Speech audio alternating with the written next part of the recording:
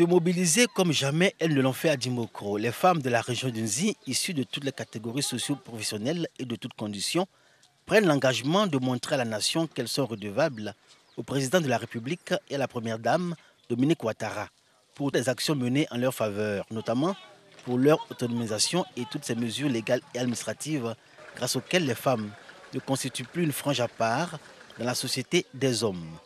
Comme indicateur de leur capacité à se mobiliser, la rencontre à l'amphithéâtre de l'Institut Fama Dimokro, à l'appel de la ministre Bakayokoli Ramata et du député Séraphin Yao en charge de la mobilisation des populations dans le cadre de la visite d'État du président Alassane Ouattara dans la région d'Unzi.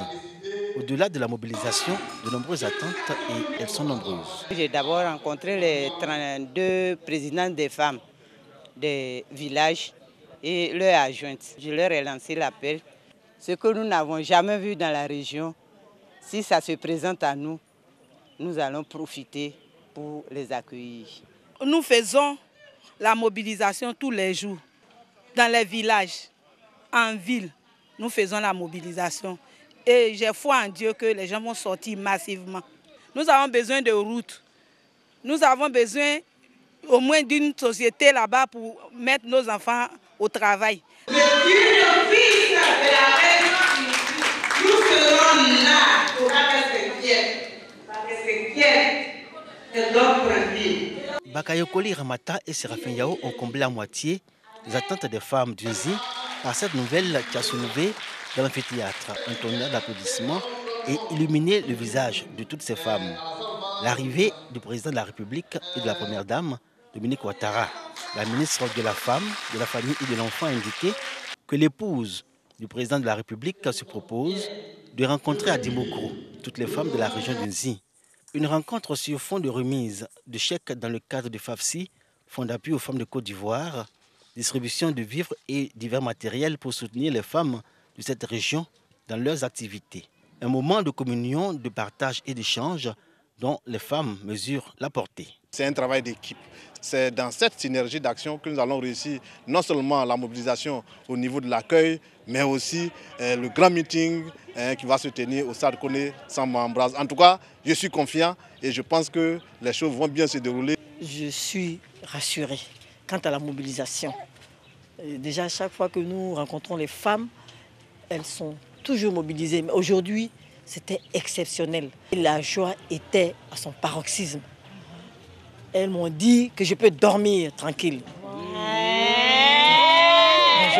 La rencontre des femmes d'Unzi à l'Institut Fama pour l'annonce de la visite d'État du président de la République dans cette région et de la vie des femmes elles-mêmes, une première à Dimokro. On a vu à cette rencontre des femmes issues de tous les partis politiques prêtes à fédérer leurs énergies pour constituer une marée féminine à l'accueil du président Alassane Ouattara et de la première dame. La fourniture de l'électricité dans la sous-préfecture de Guéébli était source de bien d'ennui. Avant, on avait un transport monophasé. Donc ça a fait que les appareils grillent. On a problème de courant. Constamment, on avait chose de coupures à tout moment. Un état de fait qui appartient désormais au passé. L'extension du réseau électrique à Guéébli est environ avec 462 nouveaux poteaux. Que du bonheur. Notre courant en forme, ça va même. Ça fait que les congélateurs sont bien en forme. Actuellement, j'ai mis ma boisson dans le congélateur. C'est bien glacé, bien même.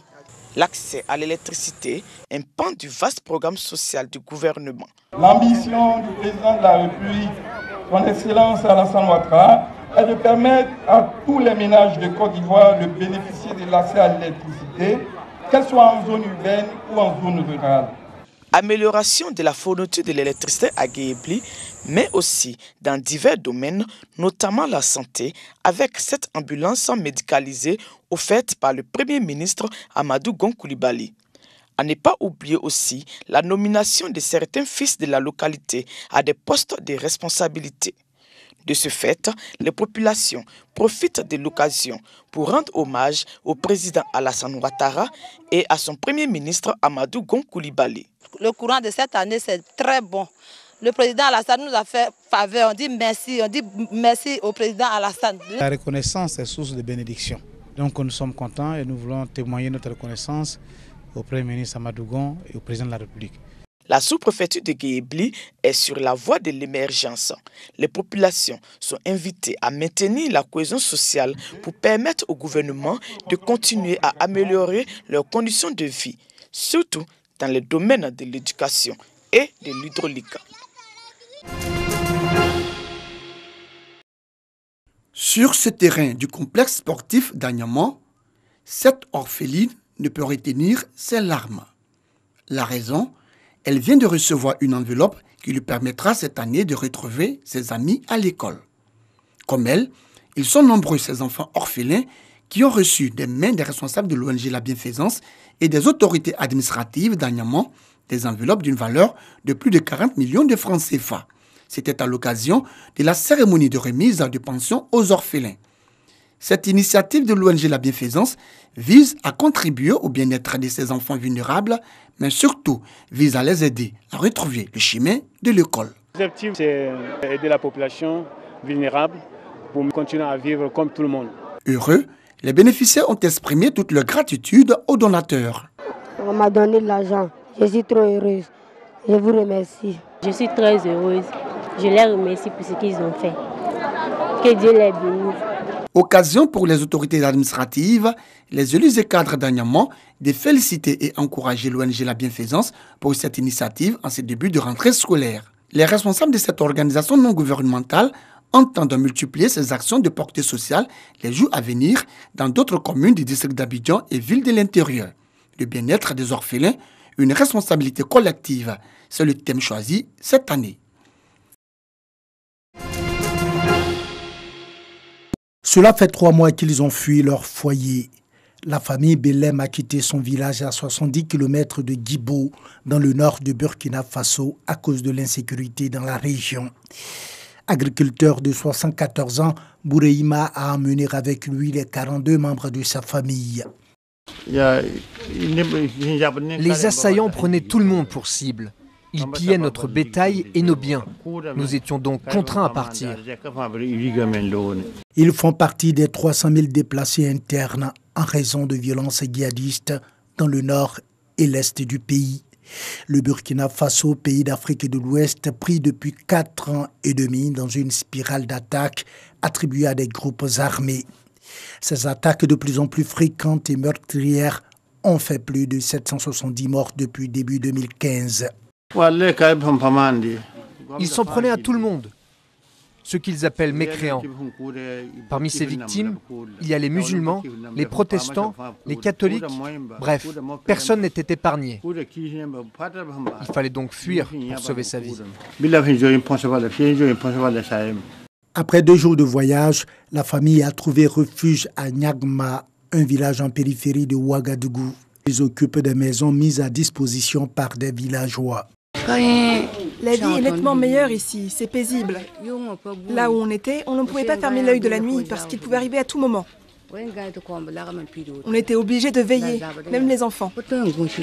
Bien qu'ils ne se sentaient plus menacés, sans bétail ni terre à cultiver, ils peinent à subvenir à leurs besoins. Si les conditions de paix et de sécurité reviennent, ils souhaiteraient retourner un jour dans leur village natal. 7 personnes sont mortes dans l'explosion d'un camion-citerne à Bamako, au Mali. Le camion chargé de 14 000 litres de carburant était couché sur le flanc. Il a explosé pendant que des passants et passagers tentaient de le redresser. Les passagers du transport en commun qui étaient là, ils sont venus aider le camion-citerne à pouvoir se redresser, puisqu'il y avait des gens à l'intérieur du camion-citerne. C'est après cela qu'il y a eu une forte détonation. Il y a eu une explosion. Il y a des gens qui ont été brûlés au 1er degré. Il y a eu beaucoup de morts. Une 50aine de personnes ont également été blessées.